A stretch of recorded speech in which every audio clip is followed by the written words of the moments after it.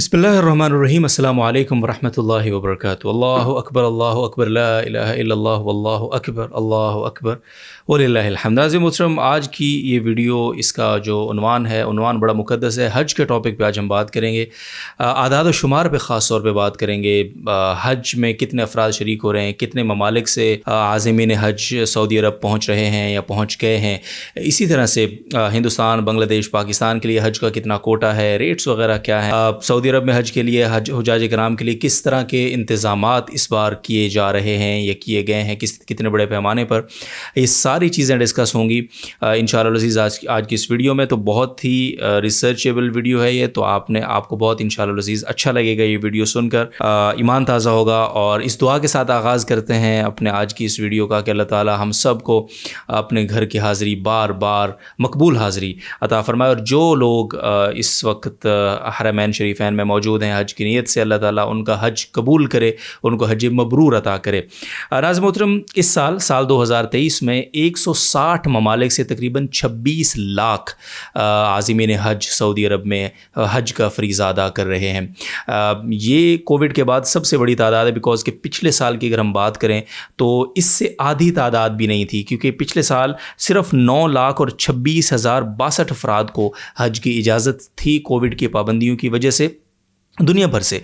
लेकिन इस साल आप देखें कि 26 लाख हाजी यानी 2.6 मिलियन हुजाज कराम सऊदी अरब में हज का फ़रीज़ा अदा करने के लिए पहुंच चुके हैं। अक्सर पहुंच चुके हैं, कुछ मज़ीद पहुंच रहे हैं। 26 जून से इंशाअल्लाह अज़ीज़ हज के जो मनासिक हैं, आमाल हैं, वो शुरू हो जाएंगे। 27 जून को रुकन आज़म अरफ़ा वो अदा किया जाएगा। अरफ़ात में हुजाज कराम वहाँ पर वक़ूफ़ करेंगे इंशाअल्लाह अज़ीज़।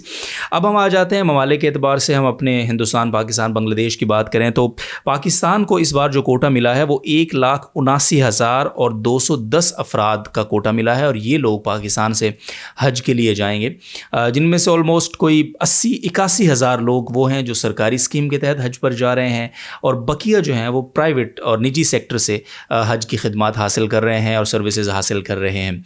रेट्स की अगर हम बात करें तो पाकिस्तान के अंदर जो है वो 12 लाख से कुछ कम में ये हज पड़ रहा है, सरकारी कोटे से जो लोग जा रहे हैं उनके लिए। और प्राइवेट वालों के लिए 13 लाख से 14 लाख से शुरू होकर और ये तकरीबन कोई 30 लाख तक का हज है इस बार। तो ये रेट्स हैं और थोड़ा बहुत फ्लक्चुएट करेगी कीमत, बिकॉज के डॉलर का रेट दिन ब दिन ऊपर नीचे हो रहा है। हिंदुस्तान की बात करें तो हिंदुस्तान से इस बार 1,75,025 अफराद हज की सादत हासिल कर रहे हैं। बांग्लादेश से 1,27,000 अफराद हज के लिए जा चुके हैं या पहुँच रहे हैं इंशाअल्लाह अज़ीज़। तो ये कुछ वो ममालिक जो हमारे आसपास थे, उनकी हमने तादाद आपके साथ शेयर की। नाज़रीन मोहतरम, यहाँ ये बात बताना बहुत ज़रूरी है कि पाकिस्तान के अंदर तो हज महंगा है इस बार, लेकिन तहकीक ये बताती है कि इस बार सऊदी अरब में जो टैक्सेस हैं, डॉलर का जो रेट बहुत ऊपर गया है, सारी चीज़ें चूँकि डॉलर्स में हो रही होती हैं वहाँ पे, तो दीगर जो ममालिक हैं उनका हज कहा यह जा रहा है हुकूमत पाकिस्तान की तरफ से कि सऊदी अरब में जो वो पे कर रहे हैं सऊदी हुकूमत को, वो पाकिस्तान से भी ज़्यादा है। तो पाकिस्तान का हज निस्बतन आसपास के ममालिक के रेट के एतबार से मुनासिब और कम है, यह हुकूमत का कहना है। अब ये फ़ैसला तो अवाम उन्नास ही करेगी। बहरहाल सऊदी अरब के अंदर इस हवाले से बहुत ही बड़े पैमाने पर इंतज़ामात किए जा रहे हैं, और यानी आप अंदाज़ा लगा सकते हैं कि 26 लाख हुज्जाज को संभालना ये कोई आसान काम नहीं है। उन इंतज़ामात की तरफ जाने से पहले मैं अगर आपको पाकिस्तान के मुख्तलिफ़ शहरों के एतबार से तादाद बताऊँ कि पाकिस्तान के किस शहर से कितने अफराद हज के लिए जा रहे हैं, तो इंशाअल्लाह आपको चीज़ें समझने में बहुत आसानी होगी।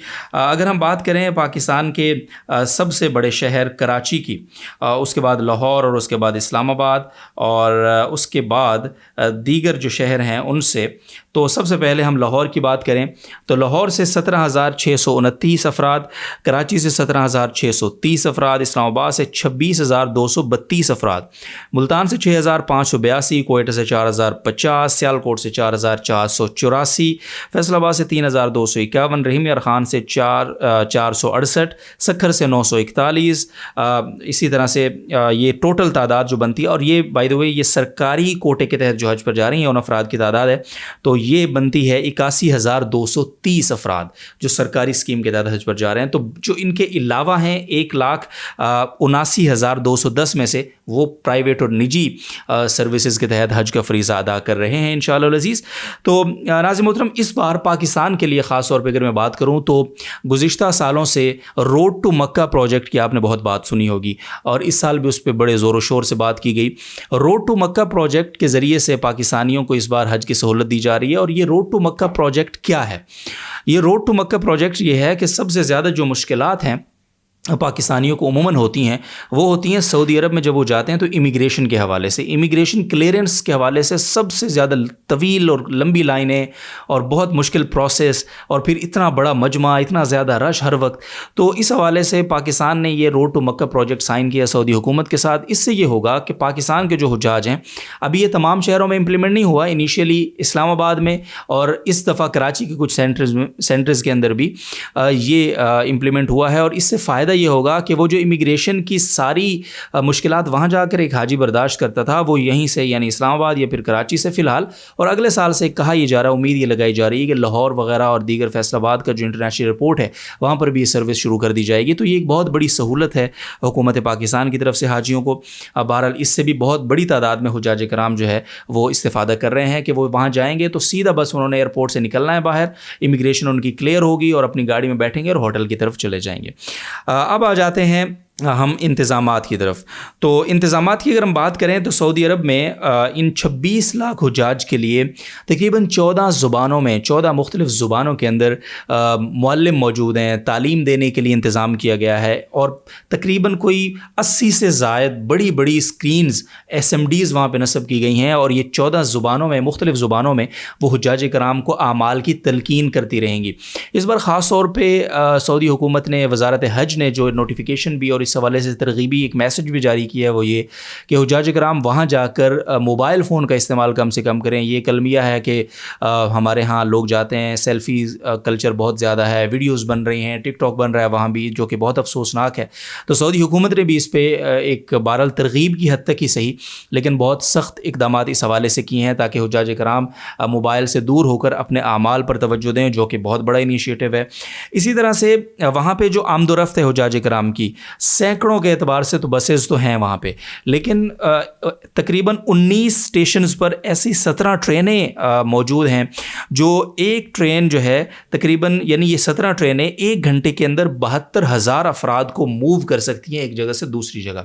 یعنی ان 17 ٹرینوں کے اندر اتنی کیپیسٹی ہے کہ یہ ودن 1 گھنٹہ یہ 72,000 افراد کو لے کر ایک جگہ سے دوسری جگہ پہنچا سکتی ہیں، یا ایک جگہ سے دوسری جگہ لا سکتی ہیں۔ اسی طرح سے اگر ہم بات کریں تو مینا کے اندر اس بار دنیا کی سب سے بڑی خیمہ بستی یا خیمہ شہر آپ کہیں بلکہ اس کو، وہ آباد کیا جا رہا ہے، جس کا کل رقبہ 21,92,000 مربع میٹر ہے، اور اس کے اندر بہت سارے خیمے ہیں۔ پھر ان خیموں کی 4 کیٹیگریز ہیں، ان میں کیٹیگری A ہے، کیٹیگری B ہے، C ہے اور D ہے۔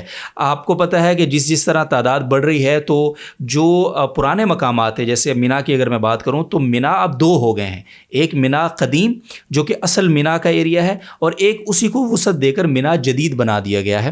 تو جو مکتب A ہے، A کیٹیگری، تو وہ جہاں اس کی سہولیات کے اعتبار سے وہ فل ایئر کنڈیشنڈ ہے، وہاں اٹیچ واش رومز ہیں، تمام سہولیات، اندر کچن ہے اس مکتب کے اندر، ظاہر ہے وہ مہنگا بھی بہت ہے۔ اسی طرح سے وہ قدیم مینا میں ہے، یعنی پرانا جو مینا ہے، اصل جو مینا ہے وہاں پر وہ موجود ہے۔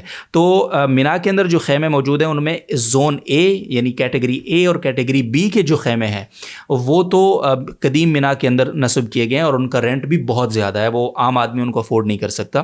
اسی طرح سے جو کیٹیگری C اور D ہے، یہ نیو مینا کے اندر ان کو نصب کیا گیا ہے، اور عمومی طور پہ جو ہمارے پاکستانی سرکاری اسکیم کے تحت حج کرنے والے افراد ہوتے ہیں ان کو جدید مینا میں ہی جگہ مل پاتی ہے، اور ان کے اندر ایئر کولر ہوتا ہے، AC کی سہولت نہیں ہوتی ہے۔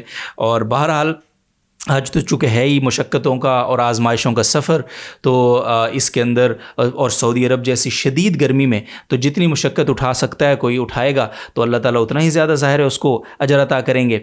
تو یہ صورتحال ہے۔ اور اگر سعودی عرب کے اندر ہم بات کریں کہ 26 لاکھ لوگوں کے لیے وہاں بڑے بڑے ہوٹلز، بڑی بڑی رہائشی عمارتیں خالی کر لی گئی ہیں حجاج کرام کو وہاں پہ سہولت دینے کے لیے، سعودی عرب کی جو حکومت ہے اس کو اس کی جو معیشت ہے تقریباً اس بار یہ جو حج کا پورا سلسلہ ہے یہ $50 ارب سے زائد کا پورا ایک معاشی سلسلہ ہے اس بار سعودی حکومت کو جو انشاءاللہ العزیز اس سے حاصل ہوگا. لیکن صحیح بات یہ ہے کہ جس بڑے پیمانے پر وہ انتظامات کرتے ہیں, جس بڑے پیمانے پر وہ حاجیوں کی خدمت کرتے ہیں تو وہ ڈیزرو کرتے ہیں, اور ظاہر ہے وہ ساری جو رقم ان کو وہاں سے حاصل ہوتی ہے ماشاءاللہ تو وہ اللہ تعالیٰ کے گھر کی, نبی کریم صلی اللہ علیہ وسلم کے روضہ اقدس کی خدمت پر ہی وہ صرف کرتے ہیں.